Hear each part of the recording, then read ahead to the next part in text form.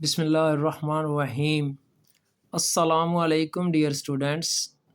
मैं उम्मीद करता हूँ कि आप खैरियत से होंगे। आज मैं आपके साथ इंतहाई दिलचस्प इंटरेस्टिंग मालूमात जो है ना वो शेयर करने जा रहा हूँ। उम्मीद है कि आप इसमें कुछ ना कुछ तो ज़रूर सीखेंगे और मैंने ये जो आपके लिए मेहनत की है इसमें आपको कुछ ना कुछ तो फ़ायदा होगा। अगर तो आपको फ़ायदा हुआ तो दूसरों को भी ज़रूर बताया करें और इसमें चलें मेरी मेहनत का भी थोड़ा बहुत हो जाएगा कि मेरा भी हौसला अफ़ज़ाई हो जाएगी ना।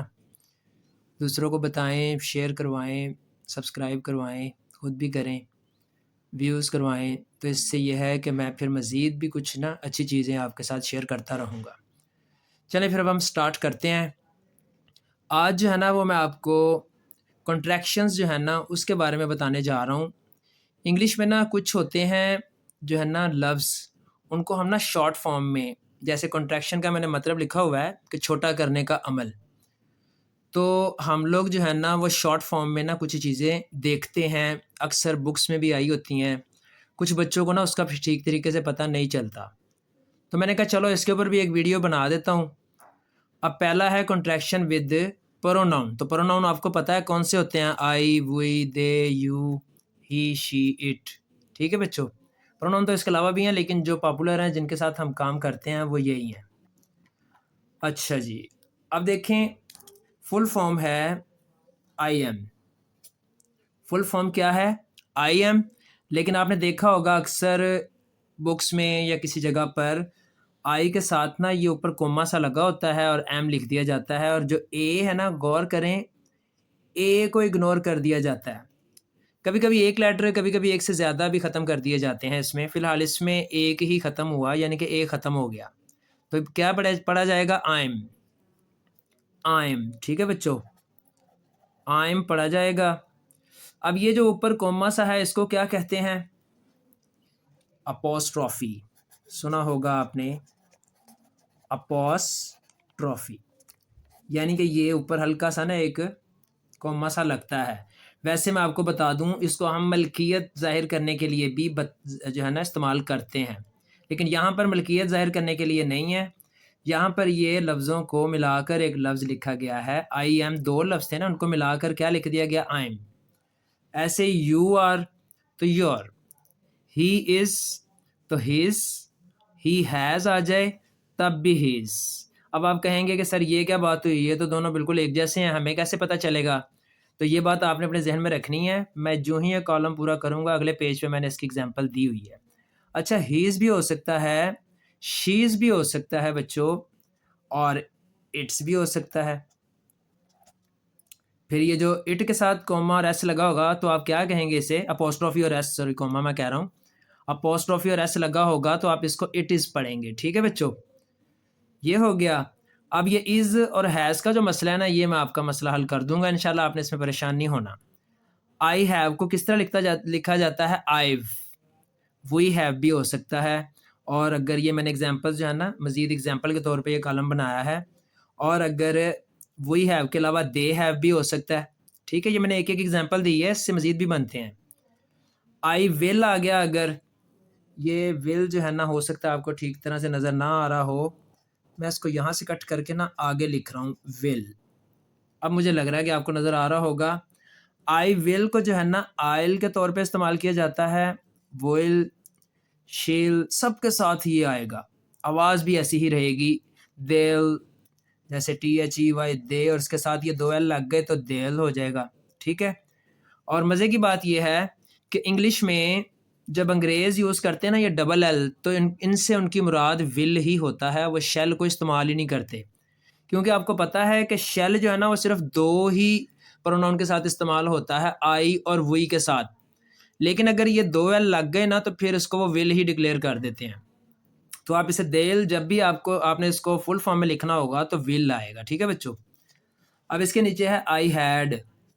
तो आई हैड की जगह पे क्या लिखेंगे? आइड, वुड, देड, सबके साथ डी लगता जाएगा, यानी कि एच और ए ख़त्म हो जाएगा, सिर्फ आखिरी डी चलेगा। ये गौर कर लें, आई तो पूरा आया ना, तो फिर उसके बाद हैड का सिर्फ डी चल रहा है। और आई वुड में वहाँ पर भी सिर्फ डी चल रहा है। अब आप कहेंगे सर यहाँ पर भी यही मसला है, जो ऊपर था he is, he has, I had, I would, इन दोनों के साथ भी सिर्फ डी लगता है। तो इसका भी मैं आपको इसके साथ ही क्लियर कर दूंगा, पहले मुझे ये ज़रा कर लेने दें। और इसमें मज़ीद फिर वी डी, यानी कि वी वुड, दे वुड तो देड हो जाएगा, वी हैड तो वीड हो जाएगा। ठीक है बच्चों, ये बाकी सब ना एग्जाम्पल्स ये एक एक दे दिया है, इसके साथ भी आप सारे ये जो ऊपर लिखे हुए हैं ना, ये ऊपर जितने भी लिखे हैं ये सब के साथ डी लगेगा, और डी लगेगा दोनों सूरतों में वुड और हैड परफॉर्म हो जाएगा। अच्छा, कभी कभी आपने देखा होगा कि डैड्स का लफ्ज़ भी आप देखते हैं, डैड्स, इसका मतलब फिर क्या होता है, डैड इज़। हेयर्स शायद कभी देखा हो आपने, तो इसका होगा here is. Now's, now is. Who's, who is. What's, ये भी काफ़ी पॉपुलर है, व्हाट्स, तो फिर व्हाट इज़ इसका मतलब है। और फिर इसके साथ नीचे मैंने लिख दिया फिर व्हाट्स, क्योंकि व्हाट हैज़ भी हो सकता है। और सेंटर में लेट्स, ये तो काफ़ी यूज़ किया जाता है, लेट्स प्ले, जब बच्चे कहते हैं कि लेट्स प्ले, तो लेट्स प्ले का मतलब होता है लेट अस प्ले, यानी कि जब भी लेट्स आपको नज़र आ गया तो ये जो एस है ना, इसका मतलब फिर क्या है, अस। लेट्स का मतलब क्या है, लेट अस।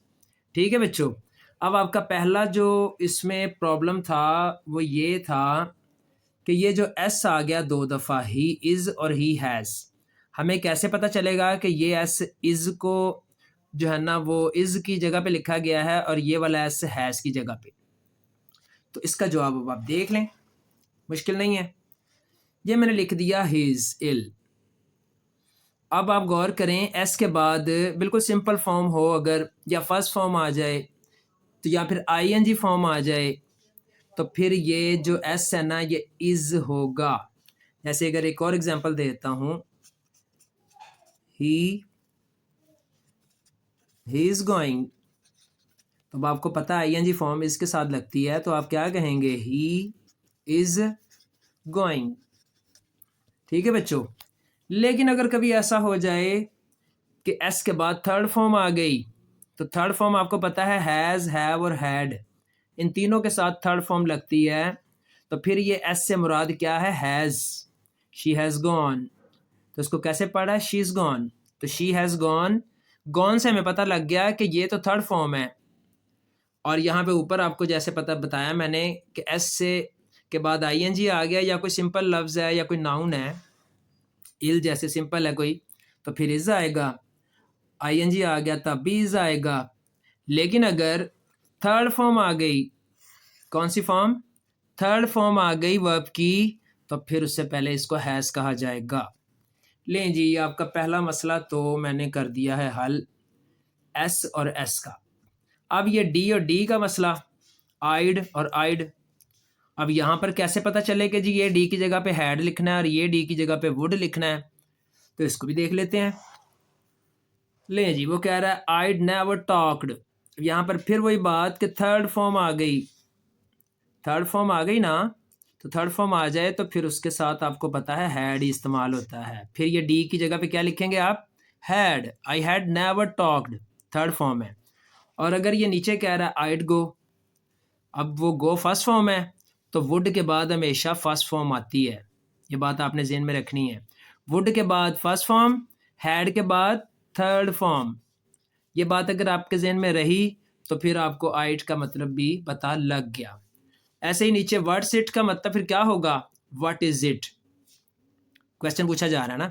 अच्छा, कभी कभार ना इस तरह आ जाता है, रोहान्स गोइंग, तो रोहान्स गोइंग का मतलब फिर क्या लेंगे हम, हमने देखा कि रोहान्स के बाद आईएनजी फॉर्म आ रही है, तो आईएनजी फॉर्म में फिर हम ये एस को इज़ आर एम डिक्लेयर करेंगे ना, एम तो आ नहीं सकता रोहान के साथ, तो फिर इज़ आर में से ही है, और आपको पता है रोहान एक सिंगल नेम है, तो फिर उसके साथ तो इज़ ही आएगा, तो फिर क्या कह देंगे, रोहान इज़ गोइंग। लेकिन मज़े की बात, कभी कभी मलकियत के लिए भी तो इस्तेमाल करते हैं हम इसे, तो उसके लिए फिर आगे किसी चीज़ का जिक्र कर दिया जाएगा, पोजेसिव केस होगा फिर ये, रोहान्स कार, इसको चेंज नहीं कर सकते क्योंकि अब ये असल अपनी अपोस्ट्रोफी फॉर्म जो है ना पोजेसिव, मलकियत जाहिर करने के लिए आया है। इसका मतलब क्या है, रोहान की कार, रोहान की कार। ठीक है बच्चों, अब रोहान पता नहीं है ऐसे होता है कि दूसरे से है, लेकिन चलें। रोहान की कार, रोहान्स कार, रोहान की कार, ये तो अपोस्ट्रोफी हो गया। लेकिन कभी कभी रोहान्स गोइंग, तो अब आपने देखा कि उसके बाद वर्ब इस्तेमाल हो रहा है। अगर वर्ब इस्तेमाल हो रहा है तो फिर आप कहेंगे इज़, और अगर उसके बाद नाउन ही इस्तेमाल हो गया, चूँकि कार एक नाउन है ना, कोई भी नाउन इस्तेमाल हो जाए तो फिर वो मलकियत ज़ाहिर कर रहा है, तो फिर आप उसको ऐसे ही रहने देंगे। अच्छा जी, ये तो हो गए जी प्रोनाउन के साथ। अब अगला जो है ना, contract with auxiliary verb and not. Auxiliary verb जो होते हैं ना, जिनको हम हेल्पिंग वर्ब भी कहते हैं, उनके साथ अगर नॉट लग जाए तो उनकी भी कॉन्ट्रैक्शन होती है। सॉरी, मैंने कॉन्ट्रैक्ट कह दिया है, इससे पहले कॉन्ट्रैक्शन है, यानी कि छोटा करके लिखने का अमल। ठीक है बच्चों, अब इसकी फुल फॉर्म और कॉन्ट्रैक्शन। फुल फॉर्म थी इज़ नॉट, फुल फॉर्म क्या थी? इज़ नॉट, लेकिन हम इसे लिखेंगे ओ जो है ना वो ख़त्म हो जाएगा, इज़ंट हो जाएगा लफ्ज़। ठीक है बच्चों, और लफ्ज़ों के दरमियान जो डिफरेंट फासला है ना वो ख़त्म हो जाएगा, इकट्ठा करके लिखना है आपने, इज़ंट, ओ ख़त्म हो गया, देख लेंगे। ठीक है, आर नॉट, आरंट, ठीक है, या aren't. Has not, hasn't, had not, hadn't, have not, haven't, do not, don't, does not, doesn't, can not, can't या कांट। असल में ना ये दो मुल्कों की वजह से ना, अमेरिका और इंग्लैंड की वजह से ना कुछ फ़र्क पड़ गया है, प्रोनंसिएशन का फ़र्क आ रहा है। अब इसको जो है ना इंग्लैंड में पढ़ते हैं कांट, जबकि अमेरिकन इसको पढ़ते हैं कैंट। ठीक है बच्चों, तो हम जो मर्ज़ी पढ़ें, हमें तो फिर आज़ादी है, क्योंकि असल में इंग्लिश तो उन्हीं की है, तो हम इसको फिर जैसे भी पढ़ लेंगे हमारे लिए ठीक है। ये कुड नॉट है, कुडंट, मस्ट नॉट है, तो अब इसको कैसे पढ़ेंगे? इसको मस्टंट नहीं पढ़ना, ये जो सेकंड पहला टी है ना ये साइलेंट हो जाएगा, ये हो जाएगा मसंट। ठीक है बच्चों, मस्टंट नहीं पढ़ना इसको, मसंट लफ्ज़ है ये, मस्ट नॉट को मसंट पढ़ना है। शेल नॉट को शांट भी कह सकते हैं, शैंट भी कह सकते हैं, वही बात के प्रोनाउंसिएशन का फ़र्क है। शुड नॉट को शुडंट, ठीक है, वुड नॉट को वुडंट, इसमें कोई कमी नहीं आ रही, शुड पूरा लिखा जा रहा है, वुड भी, और नॉट में से ओ ही तकरीबन गायब हो रहा है। वैसे सारों में अगर आप गौर करें, दोबारा से देखें ज़रा, नॉट में जितने भी नॉट थे सब में ओ ही गायब हो रहा है, ऐसा ही है ना? अच्छा जी, तो विल नॉट में, हाँ, यहाँ पर आकर जो है ना, ये जो विल नॉट है इसमें जो डबल एल है ये भी ख़त्म हो रहा है और ओ भी ख़त्म हो रहा है, लेकिन मज़े की बात डब्ल्यू के बाद आई जो है ना वो भी ख़त्म हो गया, सिर्फ पहला लफ्ज़ बचा डब्ल्यू, और एन टी से पहले ओ लग गया। तो ये बात आपने अपने ज़हन में रखनी है कि विल नॉट को आपने वांट पढ़ना है। जब भी वांट आ जाए तो आपने इसे वुड नॉट नहीं समझना, क्योंकि वैसे ये ऊपर वाले के करीब ज़्यादा है, इसलिए मैंने इन दोनों को इकट्ठा लिख दिया। इन दोनों को गौर से देखना है आपने, ठीक है। वैसे दिल तो ये करता है कि वुड नॉट को वांट कहें, लेकिन नहीं, क्योंकि वुड पूरा लिखा जाएगा नॉट के साथ, लेकिन विल नॉट जब भी आ गया तो वांट, आपने वांट देखते सारी पर समझ जाना है कि इसका मतलब है विल नॉट। ठीक है बच्चों, ये बड़ी मज़े की जो थी ना मालूमात थी, मैंने कहा चले मैं आपको बता दूं। वाज नॉट को वाजंट, वर नॉट को वरंट, नीड नॉट को नीडंट। अच्छा जी, अब आपने एक चीज़ गौर की है कि नहीं की है, कि मैंने तकरीबन काफ़ी सारे हेल्पिंग वर्ब जो है ना वो यूज़ कर दिए। जैसे अगर आप गौर करें, कंटिन्यूस के होते हैं इज़, आर, एम, मैंने इज़ कर लिया, आर कर लिया, लेकिन एम नहीं किया। थर्ड फॉर्म के लिए हैज़, हैव, हैड तीनों यूज़ कर दिए, डू, डज, और हाँ डिड नहीं किया, लेकिन डिड भी ऐसे ही होगा। डिड मैं अभी नीचे लिख देता हूँ आपको, तो वो क्या हो जाएगा, डिड नॉट, यानी कि डिडंट। ठीक है बच्चों, और यहाँ पर एक बात आपने अपने जहन में रखनी है कि डिड आ गया तो उसके बाद हमेशा फर्स्ट फॉर्म आती है, यानी कि आप कहेंगे ना I didn't go, I didn't go कहेंगे, गो की जगह पे आपने सेकंड फॉर्म नहीं लगानी कि वेंट, क्योंकि डिड बजाते खुद सेकंड फॉर्म है, तो उसके बाद हमेशा फर्स्ट फॉर्म आती है, ये बात आपने जहन में रखनी है। अच्छा जी, अब मैंने जो एम का यूज़ नहीं किया वो मैं आपको बताने जा रहा हूँ, क्योंकि ये थोड़ा सा ना मुश्किल है। यानी कि ना इसके दो बनते हैं। एम नोट को आप आर नोट भी पढ़ते हैं और एंड भी पढ़ते हैं। आर नोट को फिर शॉर्ट फॉर्म में कैसे पढ़ेंगे? आंट, आंट, ठीक है। रे जो है ना वो अमेरिकन में जो है ना वो नहीं बोलता और इंग्लैंड में बोला जाता है, तो फिर आंट, रे हल्का सा बोलेंगे तो वो फिर हो जाएगी इंग्लैंड की, नहीं बोलेंगे तो फिर वो अमेरिकन हो जाएगी। तो आंट, एंट। अब इसकी एग्जांपल ज़रा गौर करें। हमने ज़्यादातर आर नोट यानी कि आंट यूज़ करना होता है, ठीक है बच्चों। तो ये कह रहा है आंट आई क्लेवर। क्या मतलब? सवाल पूछा जा रहा है कि क्या मैं होशियार नहीं हूँ, किसी से क्वेश्चन किया जा रहा है। तो इसका मतलब यही है कि एम नॉट आई क्लेवर, ठीक है। मतलब यही है। आर नॉट का मतलब क्या है?